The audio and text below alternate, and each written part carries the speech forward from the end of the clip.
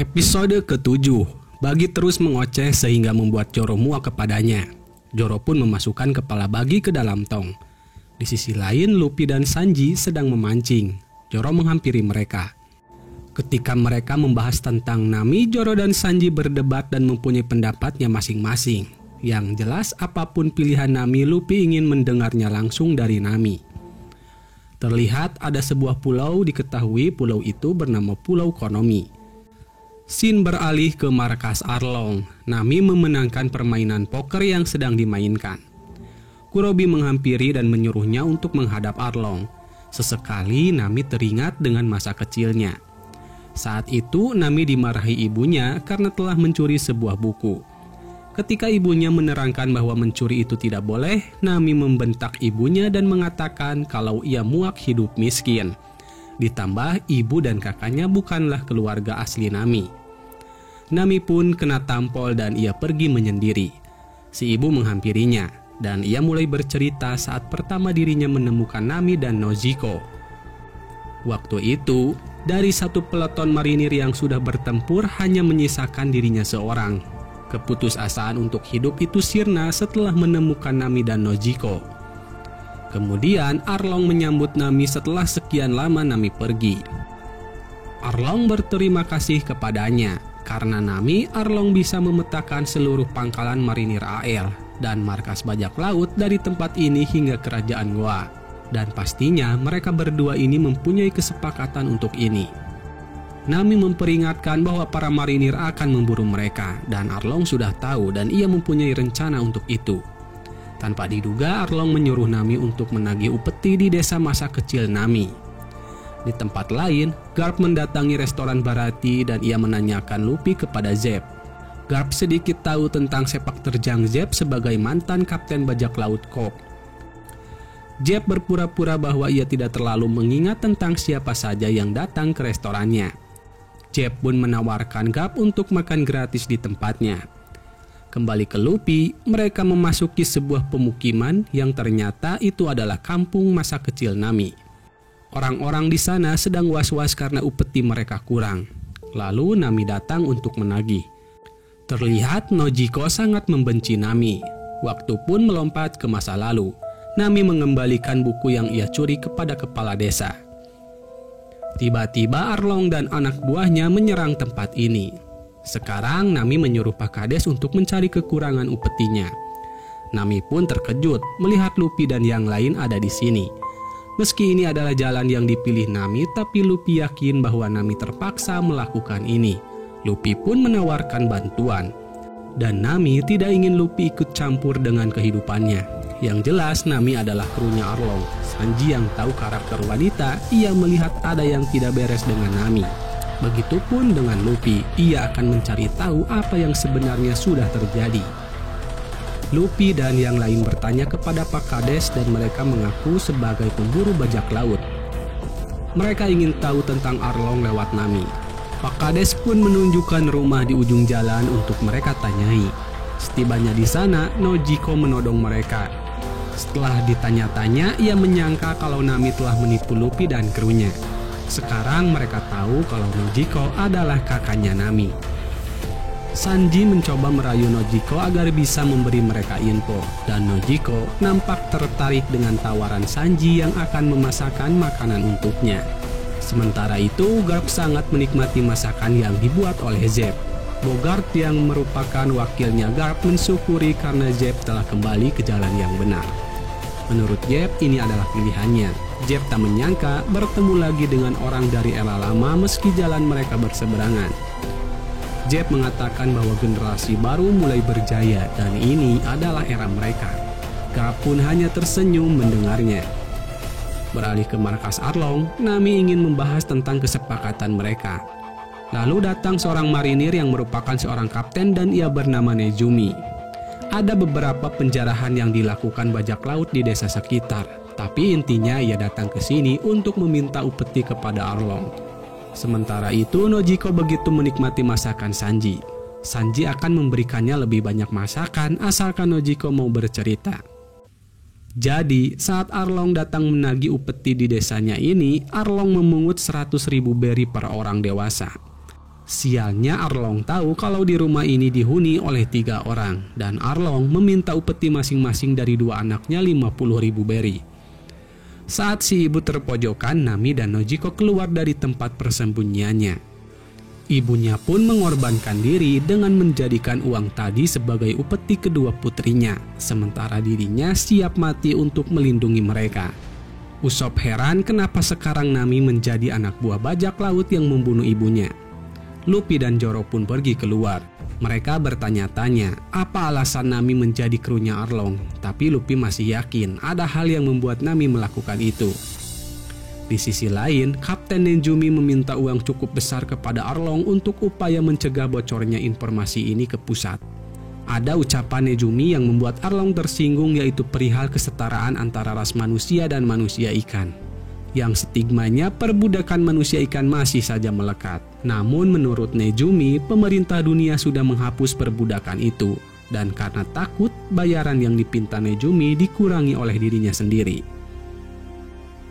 Setelah si kapten pergi, Nami membahas lagi kesepakatan mereka. Nami mengatakan kalau uang sebesar 100 juta beri sudah terkumpul.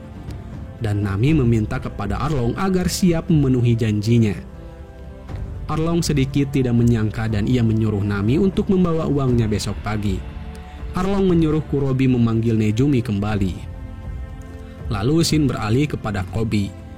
Ia ditraktir minum oleh Helmeppo. Awalnya Koby tidak mau minum. Namun karena Helmeppo yang penasaran dengan Garp yang begitu terobsesi untuk menangkap Luffy, akhirnya Koby minum juga. Dan ia memberitahukan kalau mereka ini adalah kakek dan cucu. Si bartender yang menguping pembicaraan mereka, ia tahu kemana Luffy pergi, tapi ada harga yang harus dibayar.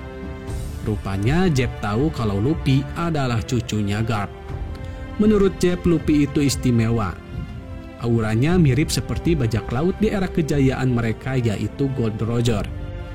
Tanpa sadar, Garp mengatakan karena inilah ia mau menangkap Luffy, agar nasib cucunya ini tidak sama dengan Roger. Kemudian Koby datang membawa kabar. Jeb meminta Garp untuk membiarkan mereka dan ia yakin perubahan akan datang, sebab inilah era mereka. Kembali ke Pulau Konomi, Usop yang sedang membuat bom asap diganggu oleh Buggy yang mulutnya tidak bisa diam. Buggy memperingatkan mereka kalau mereka tidak bisa menang melawan Arlong dan anak buahnya. Dikarenakan muak, Sanji menyumpal mulut Buggy dengan jeruk. Ketika Nami sedang menggali sebuah makam, Nojiko datang memarahinya. Ternyata selama ini Nami menyembunyikan hasil curiannya di samping makam ibunya. Waktu pun melompat ke masa lalu. Nami memberanikan diri menghadap Arlong, memintanya untuk menjadikan dirinya bagian dari kru Arlong. Nami menunjukkan hasil pemetaan East Blue dan Arlong memuji kemampuan Nami. Nami ingin menjadi krunya Arlong dengan syarat Nami dibolehkan membeli desa Koko. Dan Arlong menerimanya dengan harga 100 juta beri. Sekarang uangnya sudah terkumpul dan Nami bisa memerdekakan warga desa. Nojiko tidak menyangka Nami melakukan ini dan kenapa Nami tidak bercerita kepadanya. Intinya Nami tidak ingin melibatkan Nojiko karena ia takut kehilangan kakaknya itu. Tanpa diduga, Nejumi datang. Ia mengaku mendengar kabar bahwa ada bajak laut yang menimbun barang curiannya di sini, dan Nejumi akan menyita barang itu. Nami langsung ngeh kalau si Nejumi ini disuruh oleh Arlong. Di sisi lain, Arlong berpidato di depan krunya. Ia menegaskan bahwa manusia ikan adalah penguasa lautan. Selama ini mereka dibelenggu karena manusia tahu kekuatan manusia ikan. Sekarang Arlong ingin membangun kota sendiri dan memulihkan tatanan dunia. Ia menyatakan perang dengan umat manusia dan akan membumi hanguskan semua mulai dari desa Koko. Sambil berlayar ke Greenland, Arlong ingin membuat manusia tunduk kepadanya. Nami sangat marah dan ia kecewa semua impiannya direnggut seketika. Kemudian Luffy menghampiri Nami yang sedang tidak berdaya. Nami meminta bantuan kepada Luffy. Tentunya Luffy akan membantunya demi menegakkan keadilan. Terdengar letusan senjata dan api berkobar dari desa. Waktu pun melompat ke masa lalu. Sekarang Nami resmi menjadi anggota bajak laut Arlong dengan tato di lengan kirinya. Bakatnya menggambar peta dimanfaatkan oleh Arlong.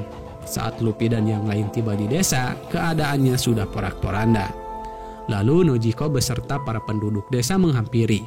Kini mereka sudah tahu pengorbanan yang dilakukan oleh Nami untuk desa ini. Mereka meminta maaf kepadanya dan siap untuk berperang dengan manusia ikan.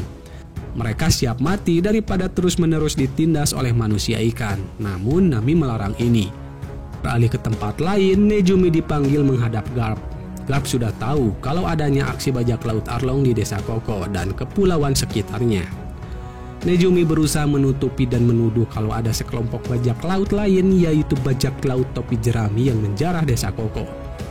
Sontak saja hal ini menimbulkan reaksi dari Koby.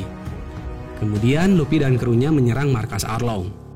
Meski dalam keadaan terluka, Zoro masih mampu meladeni anak buahnya Arlong dan ia berduet dengan Sanji. Sementara Usopp ia dikejar oleh Chu. Luffy dan Nami masuk ke dalam istana Arlong. Sebelum mereka bertarung, Arlong mencurahkan kebenciannya kepada manusia. Ia mengatakan bahwa dirinya akan memimpin kaumnya untuk revolusi bersejarah manusia ikan dengan peta yang dibuat oleh Nami. Dirinya mengatakan akan menyerang semua pangkalan marinir dan menguasai East Blue dan juga menjadi seorang raja bajak laut. Sanji dan Zoro saling meledek agar masing-masing dari mereka beristirahat saja. Sementara Usopp dengan tipu daya dan kepintarannya, ia mampu melumpuhkan Chu dengan peluru ketapel hasil racikannya. Di sisi lain, Luffy dan Arlong saling menghajar. Zoro dan Sanji kewalahan ketika berhadapan dengan Kurobi. Luffy mempunyai ide, jika pukulannya tidak mempan untuk menghajar Arlong, maka merobohkan istananya adalah cara mengalahkannya. Dengan lebih serius, Sanji akhirnya mampu menumbangkan Kurobi. Ketika istananya akan roboh, Nami berhasil keluar. Sementara Luffy dengan membuyarkan konsentrasi Arlong, Luffy bisa dengan mudah mengalahkannya. Secara bersamaan, istana Arlong pun roboh. Teman-temannya mengira bahwa Luffy sudah tewas. Tiba-tiba Luffy keluar dari reruntuhan. Mereka semua tertawa bahagia tak menyangka Luffy bisa selamat. Sekarang warga desa bisa hidup dengan tenang. Mereka merayakannya dengan makan bersama. Usopp bercerita kepada warga seolah-olah ia sendiri yang mengalahkan Arlong dan pasukannya. Tanpa diduga, Garp dan pasukannya datang mengepung tempat ini. Garp memberi perintah untuk menangkap Luffy, tapi Koby dan Helmeppo menentang perintahnya karena bukan Luffy yang memporak-porandakan desa Koko. Garp mengingatkan Luffy untuk kembali ke jalan yang ia anggap benar, yaitu menjadi seorang marinir. Luffy yang keras kepala, ia tidak mau mengikuti jejak kakeknya. Meski Luffy berusaha menyerang Garp, Garp bukanlah lawannya. Dan ketika Luffy menegaskan untuk menjadi raja bajak laut, Garp teringat dengan Gold Roger. Karena hal ini, Garp memutuskan untuk membiarkan Luffy, dan ia menyuruh pasukannya memburu Arlong dan krunya. Nejumi tidak bisa berbuat apa-apa. Bagaimanapun, sang kakek hanya ingin cucunya dalam keadaan baik-baik saja. Ia hanya ingin menguji Luffy dan sekarang Garp membiarkan Luffy mengejar impiannya. Paginya, Nami mencurahkan perasaannya setelah mendapat kehidupannya lagi untuk dirinya dan warga desa. Di samping kuburan ibunya, Nojiko bangga dengan pengorbanan Nami. Ia rasa ibunya juga demikian. Mereka berdua pun mengucapkan salam perpisahan karena Nami sudah menentukan tujuan hidupnya. Saat Luffy sedang bersantai, Koby datang membawa poster buronan sebagai pembalasan dari Nejumi. Luffy sangat senang, akhirnya salah satu mimpinya terwujud, yaitu wajahnya terpampang di poster buronan. Luffy pun memberitahukan kabar gembira ini kepada teman-temannya. Mungkin ini adalah kabar gembira bagi Luffy, namun di sisi lain para pemburu buronan akan memburu mereka. Berita ini telah tersebar. Orang-orang yang pernah bertemu dengan Luffy terlihat tidak percaya dengan harga buronan pertama Luffy mencapai 30 juta berry. Di sisi lain, Koby dan Helmeppo siap untuk menerima hukuman dari Garp. Garp akan menghukum mereka dengan metode latihan bela diri agar Koby dan Helmeppo menjadi lebih kuat. Koby termotivasi ingin menandingi Luffy, sementara Helmeppo ingin membuktikan bahwa bukan Zoro saja yang ahli berpedang. Beralih ke tempat lain, Mihawk mendatangi Seng yang sedang bersantai di suatu tempat.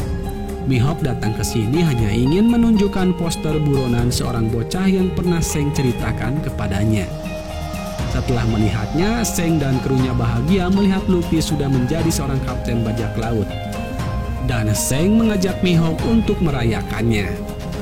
Untuk membuat Nami merasa di kampung halamannya, Luffy menambahkan beberapa pohon jeruk di kapalnya. Rupanya Nami dan yang lain sudah menyiapkan hadiah untuk Luffy, yaitu layar dengan logo tengkorak topi jerami. Sekarang mereka akan memulai perjalanan menuju ke Greenland. Sebelum itu mereka melakukan upacara keberangkatan dengan mengatakan tujuan mereka masing-masing.